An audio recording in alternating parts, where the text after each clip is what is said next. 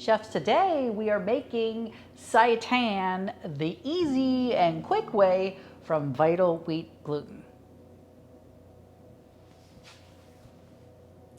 Now in your recipe, chefs, I'm going to show you how to make just 2 servings of the Seitan. And it's so versatile, you can make this into almost any form you like. We show it in this class in terms of making gyros. Also, we use it in pepperoni. We'll show you how to make vegan beef stroganoff. So there's so many different ways, but I want to show you just the basic way to make the Seitan, and then you'll be using that in many of the other recipes. So this is a very small amount. I often do recommend, and whenever I make it for myself, I make much larger batches, but this is just a small amount to make 2 servings. So you want to get a bowl, and then here I do have the Vital Wheat Gluten. Now you do find this in a specialty shop. While it does look like traditional flour, it is completely different, I promise you.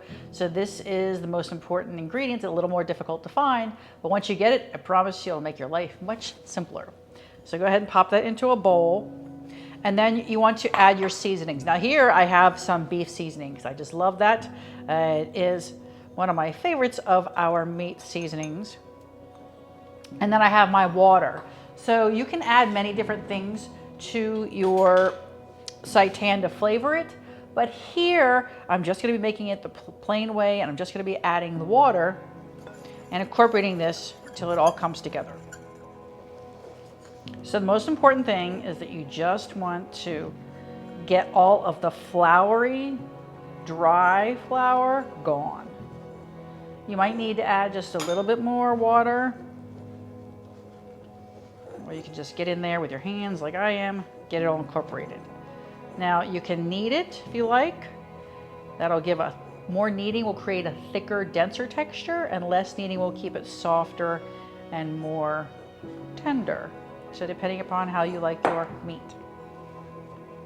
All right, so I'm just combined all of that. I'll show you what it looks like here. So here you go. That is our raw Seitan. So here is my Seitan, the dry, combined with the water and my spices. You can see, very easy and quick. Now I'm not going to do any more kneading, and the recipe says you want to double cover this with foil. That's if you're going to be boiling it. Now I'm actually going to be steaming it, so I'm only going to use a single layer of aluminum foil, but if you're gonna boil it, use a double, and I'm just gonna create this with my hands. I'll separate this into 2, almost like steaks or fillets, if you will. Put that there. Now the Seitan will puff up, so it will get thicker. Just gonna create a little packet there. And then I'll do that with the other one as well. You don't have to do anything fancy, I promise you, everything is already in there, because we're not going to eat this exactly the same way. You just want to think about the ultimate shape that you want to use this for. So here, I know I'm actually going to be, for me, I'm going to use this in a stir fry later on. But if you think about it, if you want to make a roast, then you can keep it bigger, but we often like to portion it down in smaller sizes. It cooks quicker, and it is a great way to know your portion sizes. So now I have my steaming basket. I have some water in the bottom, and then I have my steamer basket.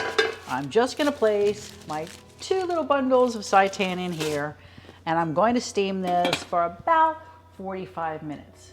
It might take a little bit less if you have fewer pieces, and if you do a large batch, it could take even up to an hour. Go ahead and check it after about 40 minutes and see if it's firm, and just give it a little try. Make sure you don't run out of water and burn your pan, so periodically check that. But otherwise, steaming is a great way to do it. If you're going to boil it, that's fine. Remember, you just need to double wrap your Seitan with the foil and make sure that you have a lid on top of it.